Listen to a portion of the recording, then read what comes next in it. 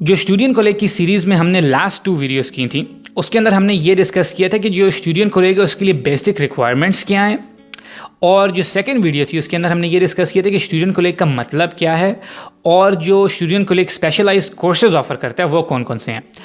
तो इस वीडियो में हम ये देखेंगे कि स्टूडेंट कोलेग में आप लोग जो है वो अप्लाई कैसे कर सकते हैं।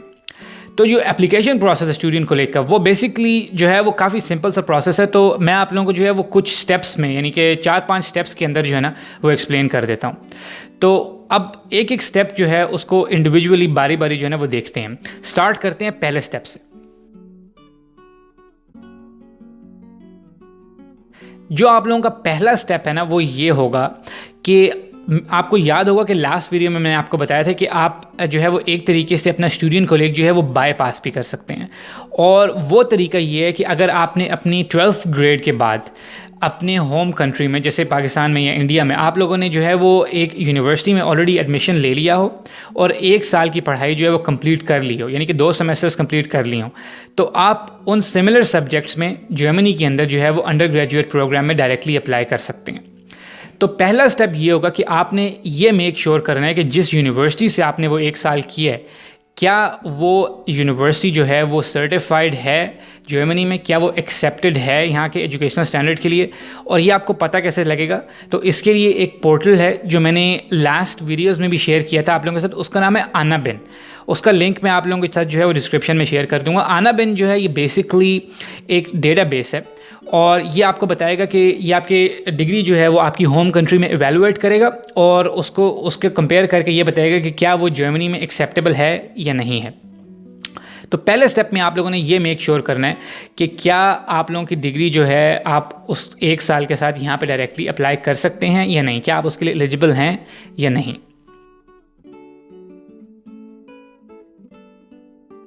दूसरा स्टेप जो है वो ये है कि आप लोगों ने जो आपका रिस्पेक्टिव स्टूडेंट कोलेग है उसके अंदर जो रिक्वायरमेंट्स हैं, जो एप्लीकेशन रिक्वायरमेंट्स हैं, जो डॉक्यूमेंट्स आपको चाहिए, वो आपने देखनी है कि वो कौन से हैं।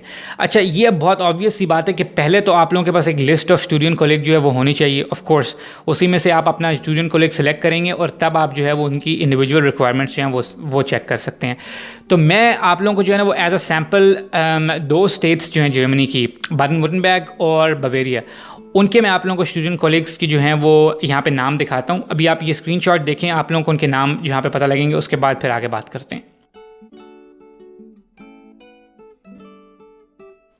तो ये आप लोगों ने देखी स्क्रीनशॉट जो बवेरिया और बादन-वुर्टेनबर्ग के स्टूडेंट कोलेग्स थे, लेकिन जर्मनी में बहुत सारे जो हैं वो स्टूडेंट कोलेग्स हैं।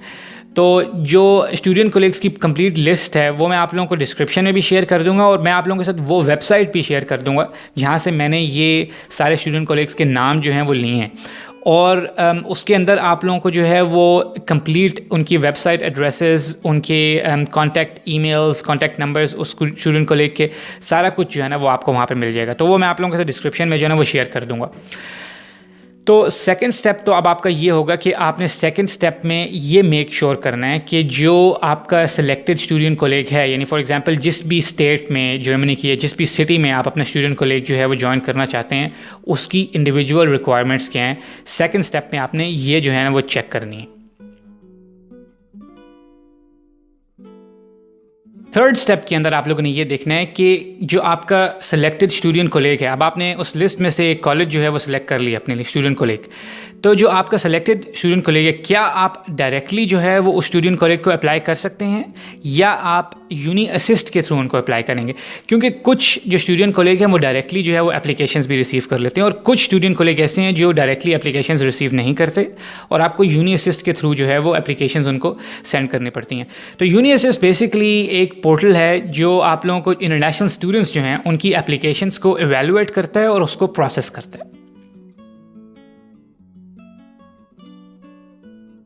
चौथा स्टेप ये है कि अब आप लोगों ने जो है वो स्टूडेंट कोलेग में अप्लाई कर दिया, या तो डायरेक्टली या वाया यूनी असिस्ट।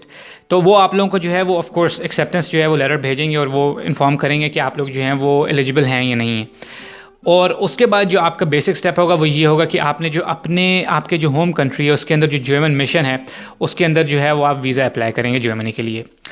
अब इसमें एक क्वेश्चन आप लोगों के जहन में आ सकता है कि जो स्टूडेंट कॉलेज है उसके लिए एक एंट्रेंस एग्ज़ाम होता है जो ऑफ नंबर प्रूफिंग होता है, ठीक है। तो क्या वो आप लोग जो हैं वो जर्मनी आके लिखेंगे या वो अपने रिस्पेक्टिव कंट्री में ही जो है ना उसका एग्ज़ाम देंगे? तो यार इसमें यह है कि मैं आपको इसकी एग्जांपल दे देता हूँ कि जैसे एक स्टूडेंट कॉलेज है कॉन्स्टांस का, ठीक है। तो मैं आप लोगों को उसकी स्क्रीनशॉट दिखाता हूँ। पहले आप लोग ये स्क्रीनशॉट देखें। तो इस स्क्रीनशॉट में बेसिकली वो क्लियरली मेंशन कर रहे हैं कि जो स्टूडेंट कॉलेज कॉन्स्टांस का है वो मुख्तलिफ मुल्कों में जो है वो अपने एंट्रेंस टेस्ट जो है वो कंडक्ट करवाता है स्टूडेंट कॉलेज के लिए। तो वो आप लोगों को पता कैसे लगेगा? उन्होंने अपना ईमेल एड्रेस दिया हुआ है और उन्होंने लिखा हुआ है कि आप अपने रिस्पेक्टिव कंट्री से जो है वो हमें बताएं और अप्रोच करें और हम आपको बताएंगे कि क्या आपके मुल्क में हमारा टेस्ट सेंटर है या नहीं है। लेकिन यूजुअली जो स्टूडेंट कॉलेज का जो एंट्रेंस टेस्ट है वो जर्मनी में ही आके आप लोग देते हैं और जो आप लोगों को वीज़ा मिलेगा उस वीज़े के ऊपर भी लिखा होगा कि आप लोग स्टूडेंट कॉलेज की स्टडीज़ के लिए जो है वो जर्मनी आ रहे हैं। इसलिए ये जो सारे एस्पेक्ट्स हैं इसके, ये हर स्टूडेंट कॉलेज जो है जो भी आप सेलेक्ट करेंगे, मैं आप लोगों को ये रेकमेंड करता हूँ कि आप उनकी वेबसाइट जो है उसको अच्छी तरह पढ़ें। उसके अंदर उनके ईमेल एड्रेसेस दिए हुए हैं, उनके फ़ोन नंबर्स दिए हुए हैं। अगर आपको कोई क्वेरी है, कोई भी उसमें प्रॉब्लम आ रहा है तो आप डायरेक्टली उनको फ़ोन करें और डायरेक्टली उनको फ़ोन करके अपनी सिचुएशन जो है वो क्लियर करें। वो एज़ इट इज़ जो है ना वो उसका आपको आंसर देंगे। और बाकी जो वीज़ा और इसकी सारी बात है, अगर आप ये सोच रहे हैं कि ब्लॉक्ड अकाउंट आपने जो है वो उसका यहाँ पे ओपन करना होगा या वहाँ जाके, तो ऑफ़ कोर्स जब आप पाकिस्तान से या इंडिया से वीज़ा लेके जर्मन एम्बेसी से वीज़ा लेके जाएंगे जर्मनी, तो वीज़ा के लिए तो रिक्वायरमेंट होती है ब्लॉक्ड अकाउंट।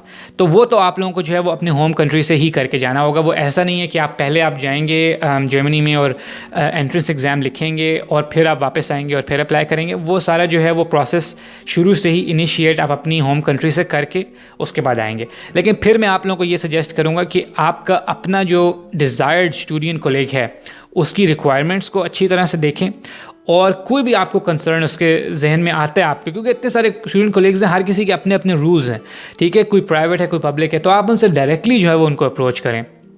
जो लिस्ट है स्टूडेंट कॉलेज की वो मैं आप लोगों को डिस्क्रिप्शन बॉक्स में शेयर भी कर दूंगा और उसमें सारे उनके ईमेल एड्रेसेस और नंबर्स भी लिखे हुए हैं, तो वहाँ से आप उनको जो है ना कॉन्टैक्ट भी कर सकते हैं।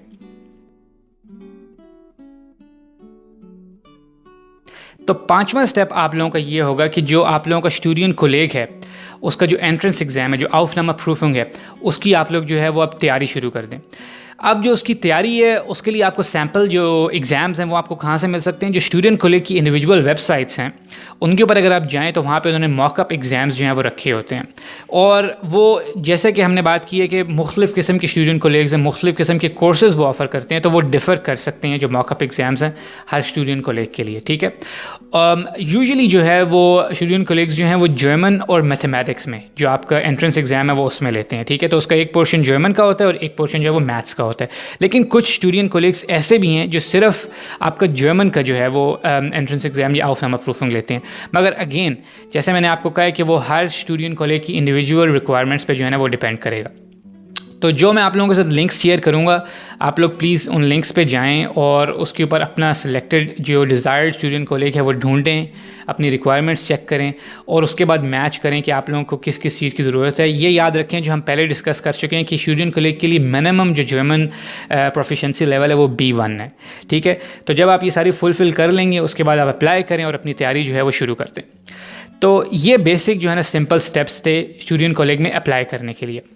अगर अभी भी आप लोगों के कोई क्वेश्चंस हैं इससे रिलेटेड तो वो आप लोग कमेंट्स में लिखें और मैं पूरी कोशिश करूँगा कि मैं आप लोगों को उस पर जो है वो गाइड कर सकूँ। और उसके अलावा यार अगर तो ये वीडियो आपको हेल्पफुल लगी है तो प्लीज़ उन लोगों के साथ ज़रूर ये शेयर कीजिएगा जो इस तरह की इन्फॉर्मेशन जो है उसको ढूंढ रहे हैं। और वो लोग जो ये वीडियो देख रहे हैं और उन्होंने अभी तक जो है वो चैनल को सब्सक्राइब नहीं किया, तो यार वो लोग भी प्लीज़ चैनल को ज़रूर सब्सक्राइब करें ताकि ऐसी और भी बहुत सारी यूज़फुल वीडियोज़ जो है ना वो मैं आप लोगों के लिए जो है वो बनाऊँ और आप लोगों के साथ शेयर करूँ। और ये वीडियो देखने के लिए बहुत बहुत शुक्रिया।